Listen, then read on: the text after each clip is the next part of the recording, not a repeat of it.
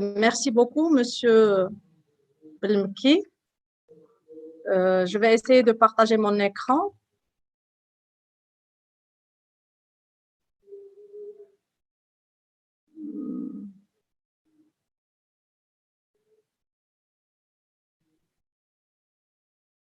Est-ce que vous arrivez à voir mon écran? Non?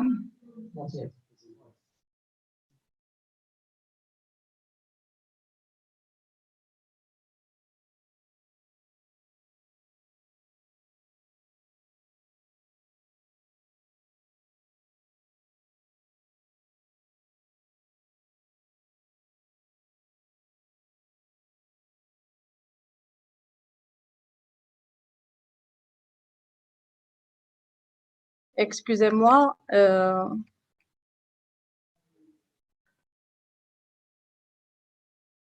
pense que maintenant, ça ira. C'est bon? D'accord. Donc, bonsoir tout le monde. Merci, Monsieur le Président.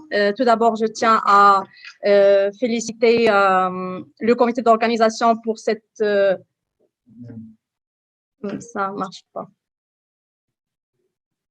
C'est pas grave. C'est diaporama et voilà. C'est en diaporama. C'est bon? Non.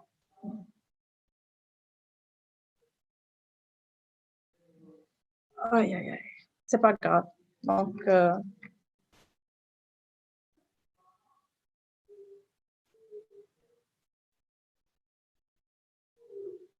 je vais arrêter le partage et je vais repartager.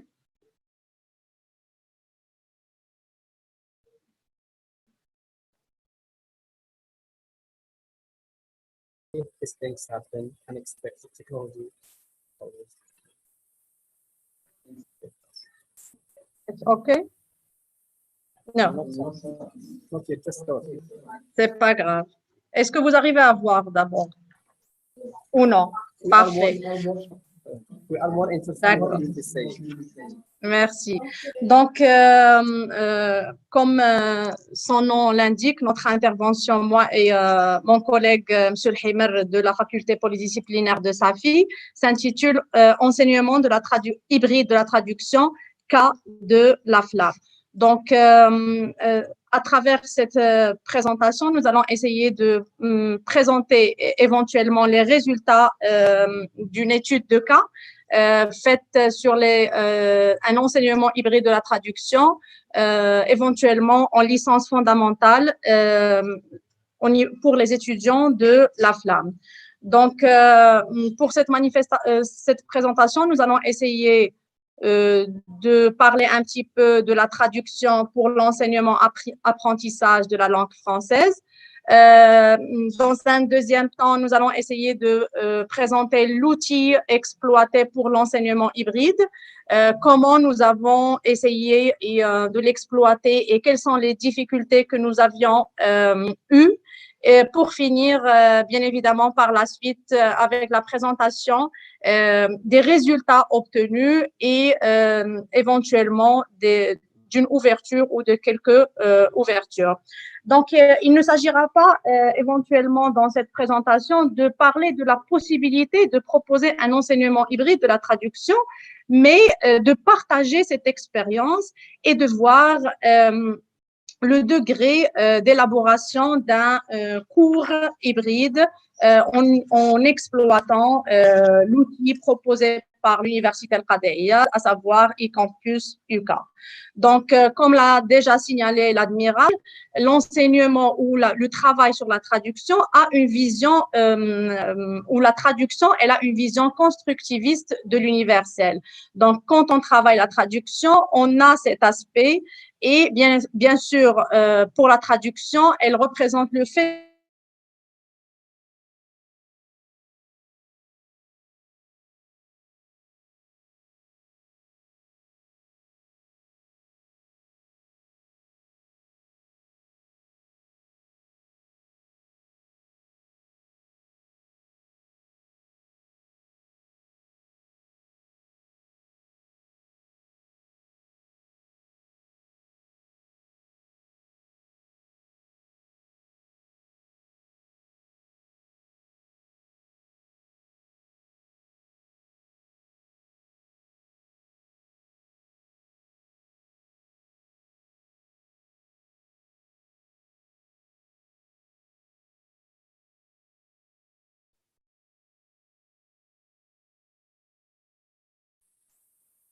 So, Arif, you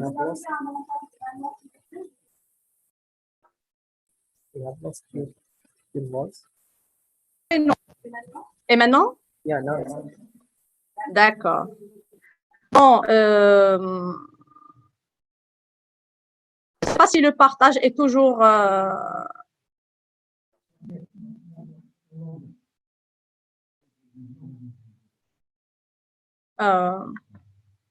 vraiment, je m'excuse pour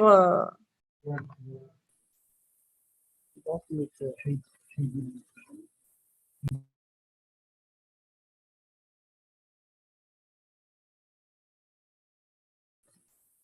Sorry for this interruption, unexpected interruption. So, as you know, technology always fails sometimes. Okay? So, some moments before life to fix the problem of this time and to make it share the outcome.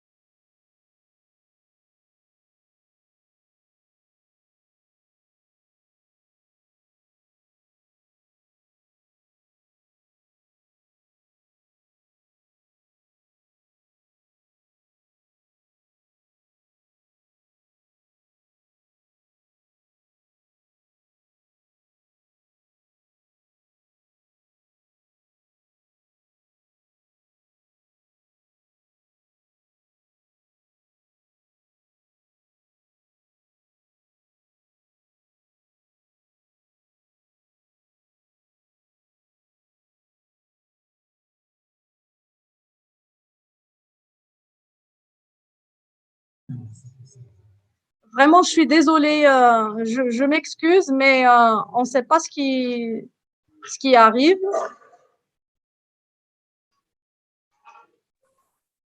Je vais repartager une deuxième fois.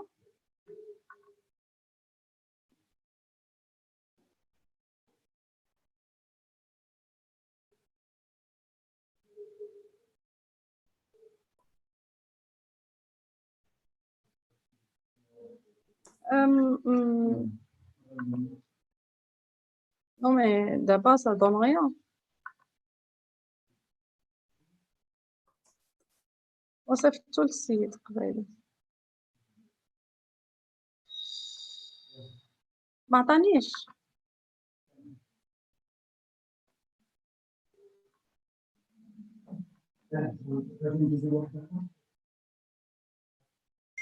Sorry, since it seems that the problem with Ouidiane's PowerPoint cannot be fixed for the moment. So if you like, in order not to waste time, I'm going to move to the next presenter, Mr. Ahmasi. Are you with us?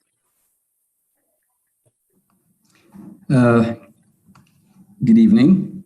Good evening, sir. Please, would you like to share with us your presentation and your start? Okay. Of course, of You have course. 15 minutes, sir, and the floor is good luck. Thank you. So, if you allow me, just I was taken by surprise.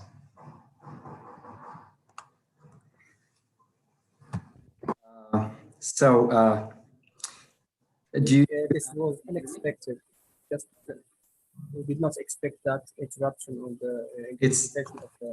It's okay. It's okay. These things happen, and actually these are really very like reflections of what goes on in our classroom.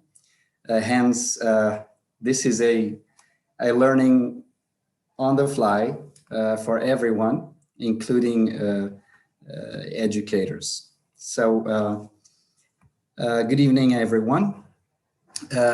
There's a little change. Actually, there was a little modification on my presentation when I was told that my presentation would be assigned to a teaching strand. So initially, I focused on the digital transition of courses at our university. But then when it was teaching, it was assigned to teaching, I thought maybe I should dig more into the things that decided on the success or failure of this digital transition in terms of distance language education. So my introduction is vaguely, it has to do with how it all started. We all know that all of a sudden we were told that we have to stay home, we're locked down. So it was all novel to everyone. So since its inception, Mohammed VI Polytechnic University has launched several programs and course modules supporting physical, hybrid, and all or fully online modes of instruction. For languages, online courses were mainly provided as support for our students with core courses delivered on site. When the university was forced to close the campus, we had little time to transition to an all digital campus. So many challenges arose, but the safety net lied not only in technology, but also in the students, the teachers, and the administration, whose readiness to embrace the sudden change with little more than what Dr. Schuell said today, his analogy of drowning. I mean here, motivation and autonomy. When you say motivation and autonomy, it's not only the students, but also everyone around the students. So my presentation will go like this. I will tackle the foundations for this digital transition. I will talk about a disruptive construction, or sorry, constructive disruption, but it's still the same. Motivation, autonomy in the literature, especially from a language education perspective. I will delve a little into the study, share with you the results and discussion, and then I will conclude with a few thoughts. So the foundations for our transition is what we already had in advance in terms of education technology before the pandemic. Technology or education technology. We had at our hands, we had access to technology, to platforms, to learning platforms. So the students were actually kind of familiar, especially the ones at sophomore or juniors, but not, as we will see in the study, the freshmen were not really considered or concerned for this study. But still, I included them just out of curiosity, scientific curiosity. We also had existing hybrid and fully online programs, thanks to the partnerships that we have with other universities. We had teachers from other partner institutions stream their lectures from their own institutions. So there was a base for, there was a foundation for this transition. So it was not just improvisation. So this constructive disruption, like COVID forced us into the change. We had to change, to adapt. Otherwise, we were no longer in touch with our students. We would not be in touch with our students.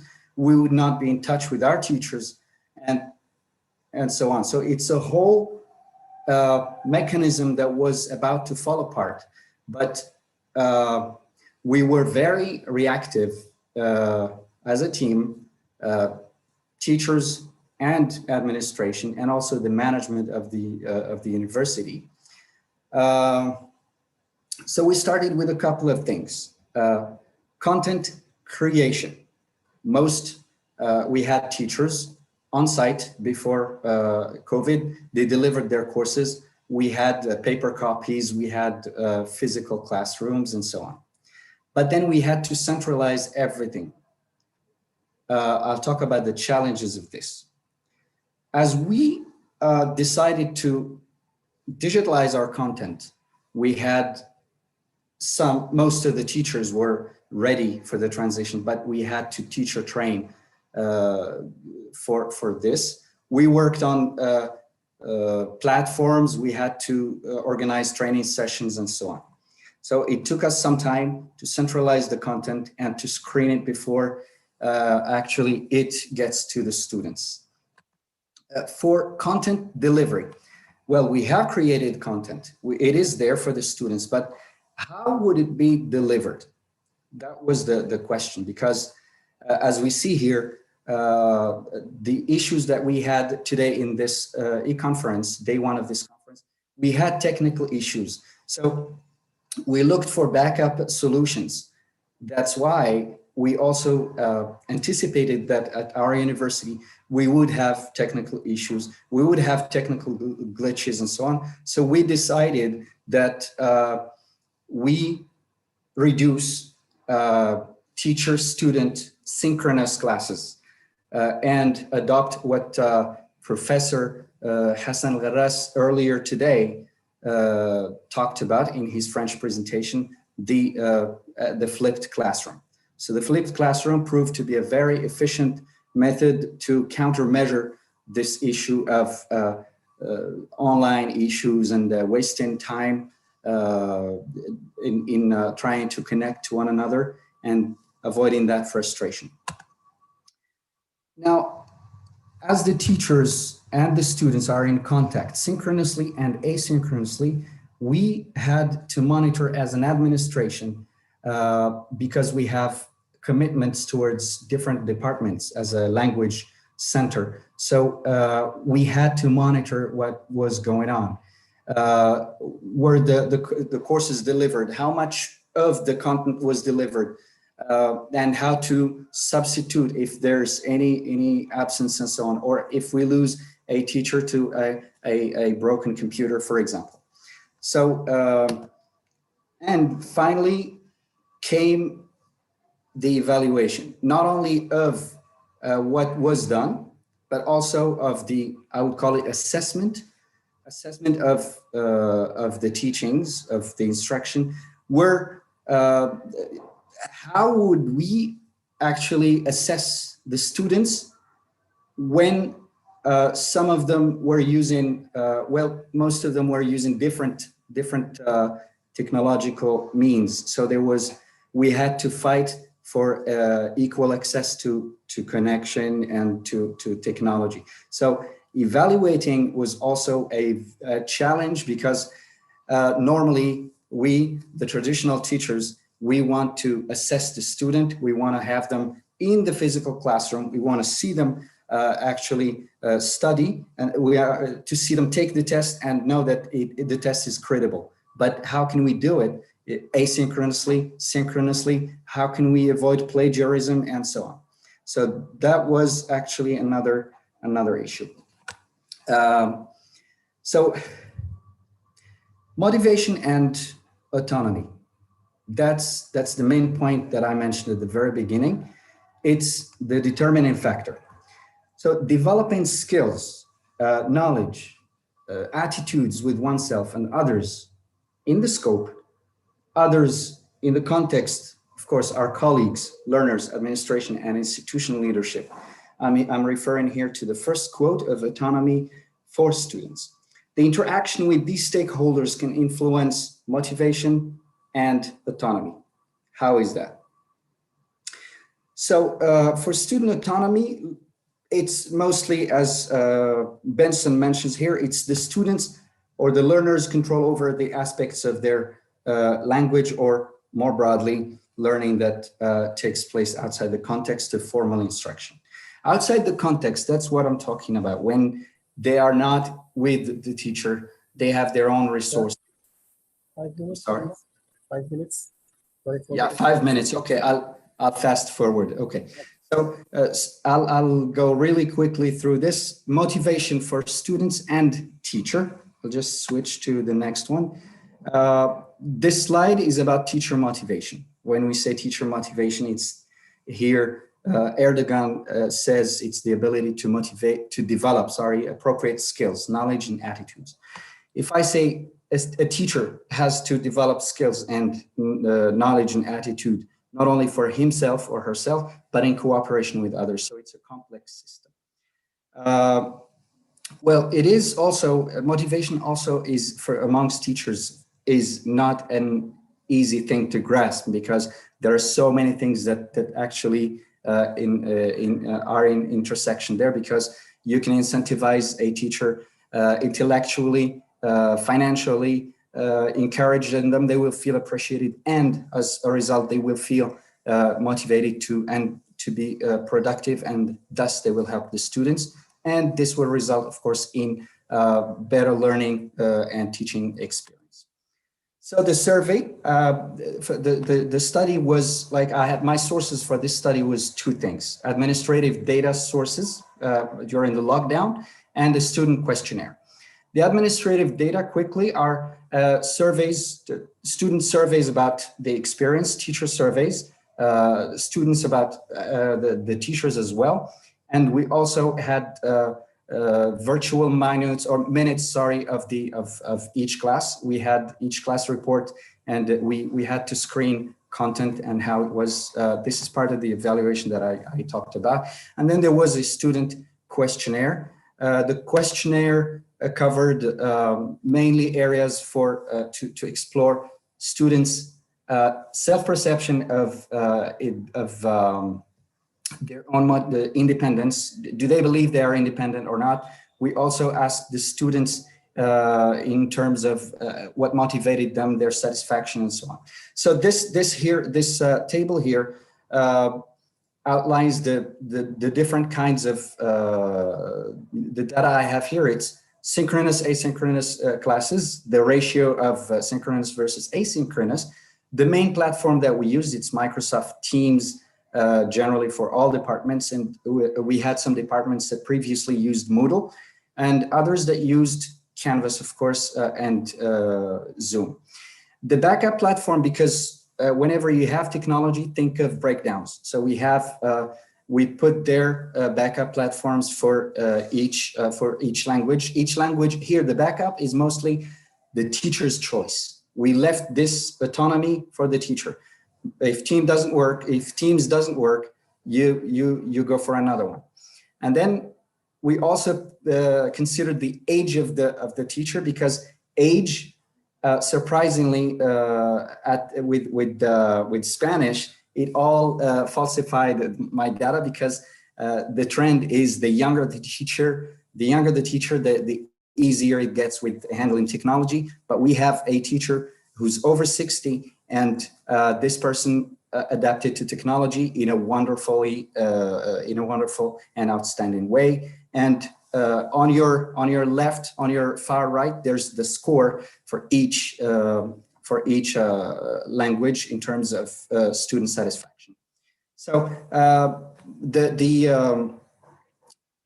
this is a graph about the academic level that outlines the academic level of my respondents. I had the highest number in undergrad 1, and then it starts dropping here, and then it gets back up at master's level. Here, for me, even the motivation to answer the questionnaire shows it's surprising, because first years, it's people who just joined the university at undergrad level and joined the university at master's level for the first time. So their willingness to respond to the survey shows a lot about their motivation to learn. But if it drops in the other years, I found out that it's not motivation, but it's just other things, because students come up with their plans and other aspirations. They keep coming in the way of their learning of languages. In terms of self-perception in language autonomy, how do you feel? How independent are you in terms of language learning? So I had the majority of my respondents, like 33, answered 7. So students actually believe that they are autonomous. But the surprising one is here.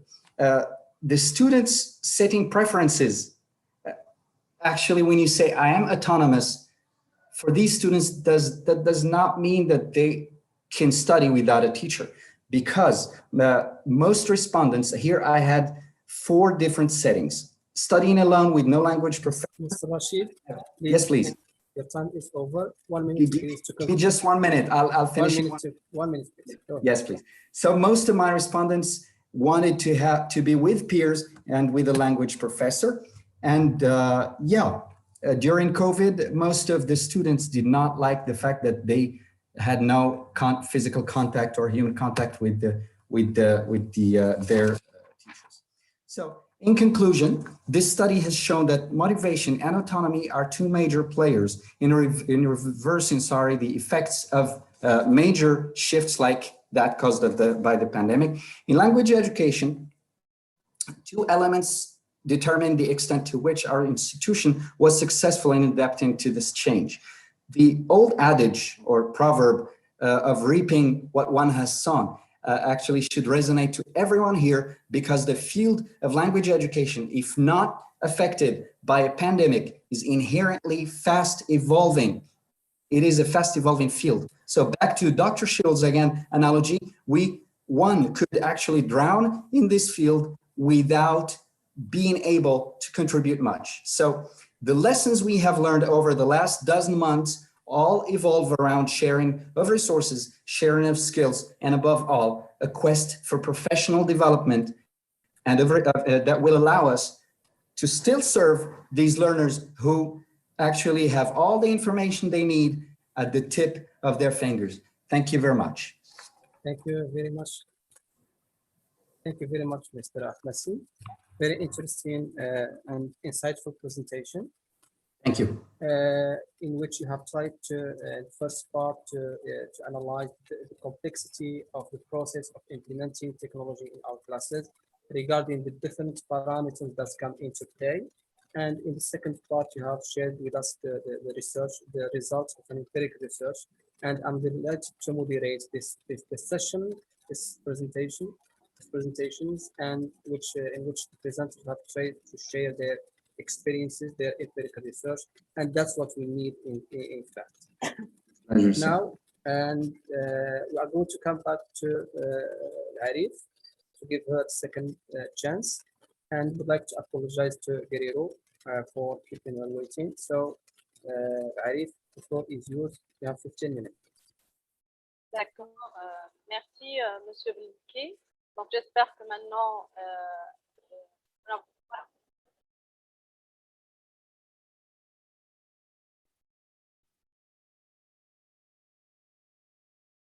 Donc, comme je l'ai signalé tout à l'heure, pardon,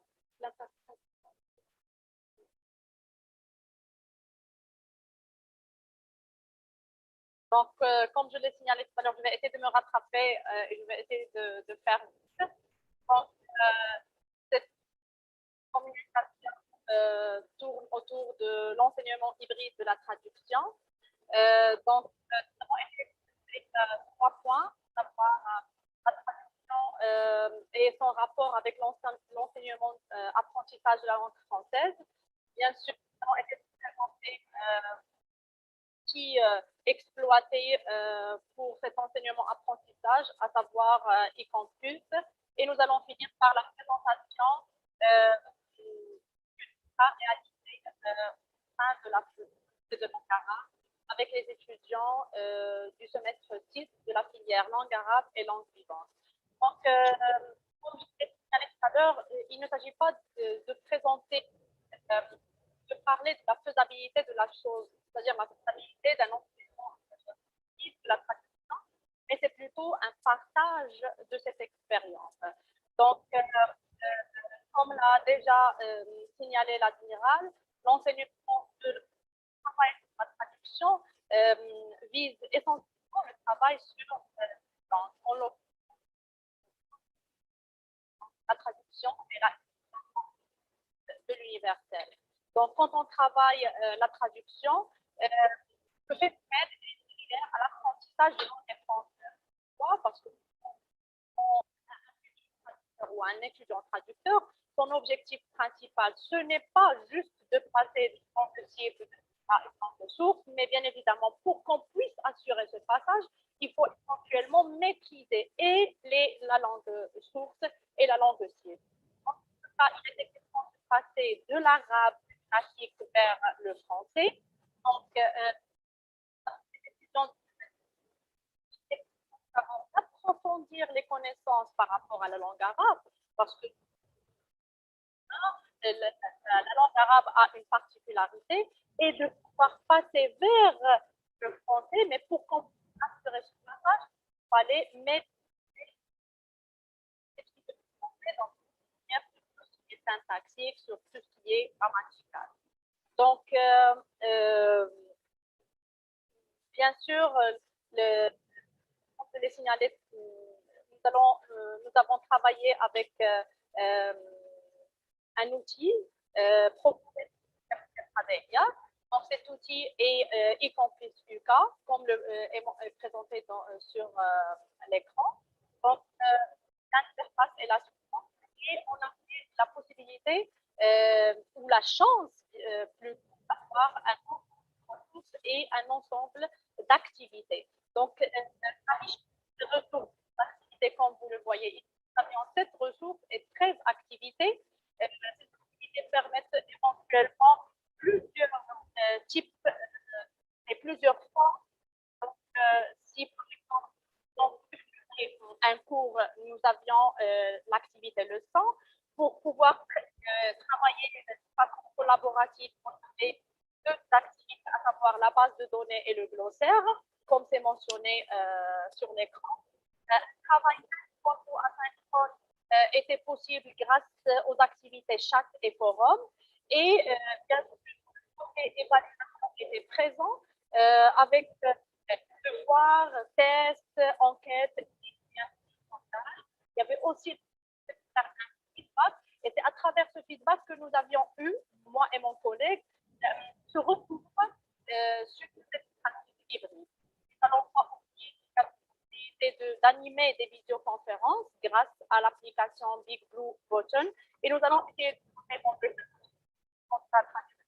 comment permettre aux étudiants ce travail de la langue française en parallèle avec les pratiques de la pratique. Donc, comme c'est mentionné ici, plusieurs activités en passant par les devoirs, la réalisation, que cela soit pour des bases de données ou des glossaires. Dans ce qui va suivre, nous allons essayer de présenter l'ensemble des activités travaillées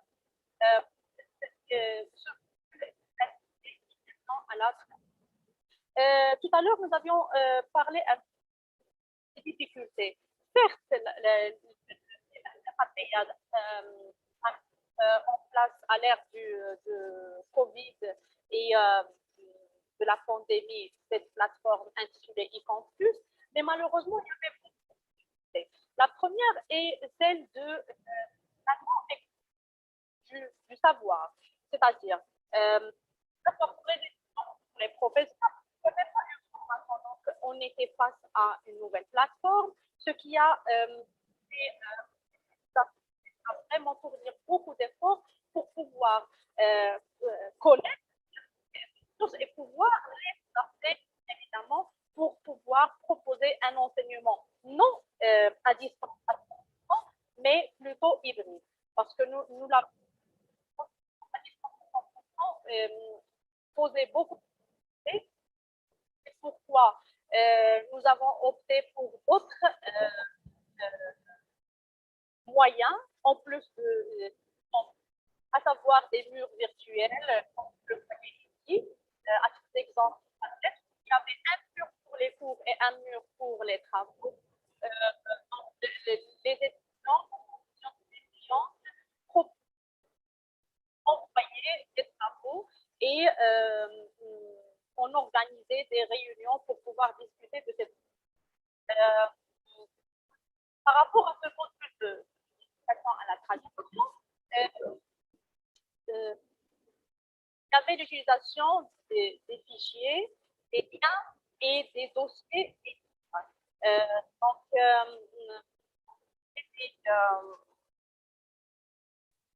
Donc, les ressources, je reviens. Pour les ressources, il y avait les ressources ressources humaines, dossiers et livres. Concernant les activités, donc 5 activités et, de fichiers pardon, qui étaient proposés, à savoir les PDF, les PowerPoint et les activités. 4 types d'activités ont été proposées, à savoir l'activité cours, l'activité du suivant, conférence et évaluation. Cela va nous amener directement vers cette structure du cours et sur comment nous avons procédé pour exploiter ces activités, comment nous avions fait pour essayer de proposer et qui permet d'avoir cette idée de modèle mixte ou d'apprentissage effectif, comme le dit Marcel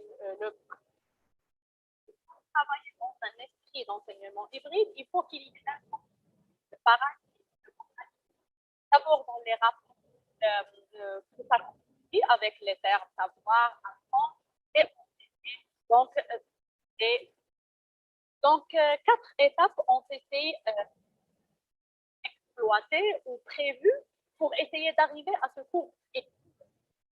Première étape, donc, dans un premier essai, nous avons essayé de prendre le cours magistral qui était présenté à la base sans penser à cet enseignement hybride et nous avons essayé de les diviser en deux. Une partie théorique, parce que la partie demander ça. Donc, quand on veut travailler la traduction, d'abord, il faut avoir quelque passer à la pratique. La deuxième étape était la répartition et on va voir dans comment les séances ont été réparties tout au long du. La troisième étape était éventuellement le choix des activités. Donc, pourquoi je vais choisir cette activité et non pas une autre? Et la quatrième étape, le choix des supports. Parce que quand on le sait, quand on veut travailler dans un esprit d'enseignement hybride, et c'est la particularité de l'enseignement hybride, c'est de pouvoir proposer d'autres ressources, en plus de celles proposées par le professeur. Donc, le schéma suivant présente cette planification. Donc, 12 semaines ont été prévues. Si les séances étaient des séances de 3 heures, les séances en bleu sont les séances en présentiel et ce qui est présenté en jaune sont les séances à distance. Comme c'est bien mentionné, nous avons commencé par 2 séances purement en présentiel et petit à petit, pour pouvoir instaurer hybride, on est passé vers les dernières séances, vers un enseignement à 100%. Il y avait une semaine prévue pour les contrôles et une autre semaine prévue pour les examens. Donc, le diagramme suivant ou le schéma suivant, étape que nous avons essayé de programmer ce cours hybride. Donc, bien sûr, comme une fois présentiel, il faut commencer par cette analyse des besoins. Donc, au début, à la réalisation d'un test diagnostique qui nous a permis éventuellement d'identifier les prérequis et de pouvoir adapter le module aux besoins des étudiants et des attentes. Certes, c'est un module qui attend à la traduction, mais on s'est rendu que les étudiants avaient une conception. D'accord? Donc, on m'indique qu'il me reste 5 minutes. Oui. On devait adapter un petit peu le contenu parce qu'on avait quand même un public averti. Par la suite, on a commencé la structuration des contenus, le choix des outils. Donc, il y avait pas mal d'outils, PDF, audio, vidéo, les liens libres, les livres, ainsi de suite. Nous avons fait des essais parce que des fois, on cherche des des activités ou des ressources, et ça ne marche pas, ils ne sont pas libres d'exploitation. Une fois que nous avons fait des essais, il était question d'identifier les modalités d'évaluation. Donc, chaque semaine, les étudiants ont aidé à faire et semestre, on a essayé de faire une évaluation mi-session pour voir le déroulement du travail. Bien sûr, il était question de comment on va dispenser ce cours, c'est ce qu'on a vu tout à l'heure, et vers la fin, on a procédé à une analyse des pratiques. Donc, pour présenter les résultats, donc 70% donc, par rapport au contact avec les étudiants. Donc, 67% était le pourcentage forum. Donc, la discussion avec les étudiants, 19% pour le chat et 15% pour les annonces. C'est ce que nous avions utilisé pour annoncer la nouveauté et pour donner une information. De l'évaluation, deux types d'évaluation, à savoir le devoir et le feedback. 69% pour le devoir, hebdomadaire, donc traduction et capture, et 31% feedback qui était réalisé de façon anonyme sur la totalité du. Donc, le résultat du feedback, donc on avait 60% taux de participation et le retour par mail n'était pas comptabilisé du moment qu'ils n'ont pas accepté, qu'ils n'ont pas respecté le temps imparti à ce feedback. Donc, la moyenne était de 8,5 sur 10. Nous avions eu une note maximale de 9,5, voire il y a 2-3 étudiants qui ont donné 10, avec une note minimale de 4, voire 4,5. Nous avons posé la question à ces étudiants, donc 4. Pour la majorité des étudiants, le problème majeur était la connexion et le fait d'accéder à ces ressources. Donc, qu'est-ce qui se passait? Ils avaient toujours recours à d'autres étudiants qui partageaient avec eux la ressource ou les ressources parce qu'ils n'avaient pas la possibilité d'accéder à ces ressources.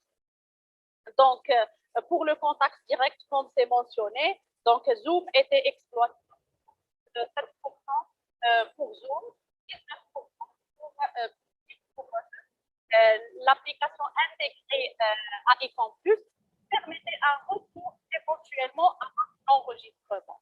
Donc, ce qu'on peut retenir, c'est que l'enseignement hybride a des résultats très significatifs, aussi bien par rapport à la participation, même si il y avait la pandémie, il n'y avait pas accès à Internet, beaucoup d'étudiants pour participer au cours. Pour la motivation, on a senti une certaine motivation, un taux de participation élevée et surtout, des résultats très significatifs par rapport à la validation du module. Donc, en gros, mais moi et mon collègue, nous essayons toujours de voir les 30 ou 40% n'ont pas pu suivre l'assessment. Donc, c'est ce que nous pourrons éventuellement présenter dans un autre.